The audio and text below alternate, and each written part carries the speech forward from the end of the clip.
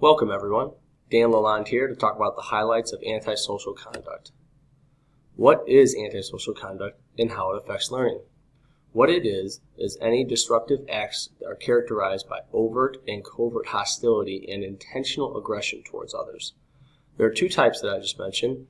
One is overt, which are easily seen, and covert, which are not as easily seen. And how it affects learning is that it may lead to lower academic performance, low attendance, lead others to follow antisocial behaviors, make the learning environment unsafe for self and others. So now we're going to get into cyberbullying. Cyberbullying can lead to a host of negative outcomes that you can read here. It differs from face-to-face bullying is because the person does not believe he or she will get caught. Cyberbullies believe that their accounts are anonymous, and that sense of protection leads them to be much more cruel than in face-to-face bullying. One strategy that I found online through my research is through having like an assembly to talk about how you can be criminally charged with cyberbullying, so kind of a deterrent or a scare factor into students not cyberbullying. The next one we have here is media violence exposure facts and strategies. So basically media violence, it kind of relates to the Bobo doll experiment where you see something and you tend to act in that way. We've all read about and know about the Bobo doll experience, so I'm not going to go into it much farther. But it is a big deal because media violence is the second leading predictor for future aggression among predictors for physical violence at school or outside of school. Is it differently affected for everyone? No. Other factors that go into the influence of violence is SES, family and community violence, and child mental health. One strategy that we can do, because we can't monitor what they do outside of school, so how can we help? And the most impactful thing to prevent media violence exposure is to educate the students about how that exposure can lead to those negative actions.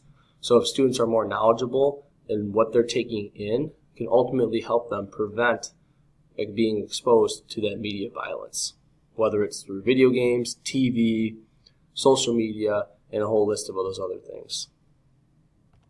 The next one we have is conflict resolution facts and strategies. Conflict resolution is a method of solving disagreements in a peaceful, timely, and realistic manner. How I can solve this. One preventative measure that the committee is suggesting is to address the importance of having a growth mindset rather than a fixed mindset. And if you're unfamiliar with that, a growth mindset basically means that if you can't do something, you have more of a positive outlook on it rather than just saying, oh, I can't write, so I'm not going to do this paper. It's more like, oh, you know what, I'm not that great at writing, but maybe I can learn some strategies that can help me with that. And it is really simple to enact, especially at the elementary school level, and that's a great foundation to really help your students develop a growth mindset.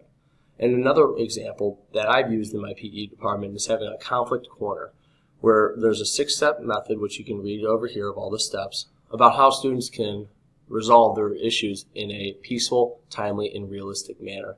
And it has proven to be really effective in not distracting the whole class, making sure that everyone is safe, and ultimately resolving that conflict between the two students or a group of students. So in conclusion, here are the strategies that I have. Cyberbullying, you can have an assembly on the consequences of being a cyberbully. Conflict resolution, have a growth mindset or even that conflict corner. And exposure to media violence, keep the school positive and stress the impact of being exposed to media violence and how it can affect you. Hopefully this has helped you out. I got my resources right here if you'd like to check them out. Other than that, thank you very much for listening and reading. Hope you have a great day.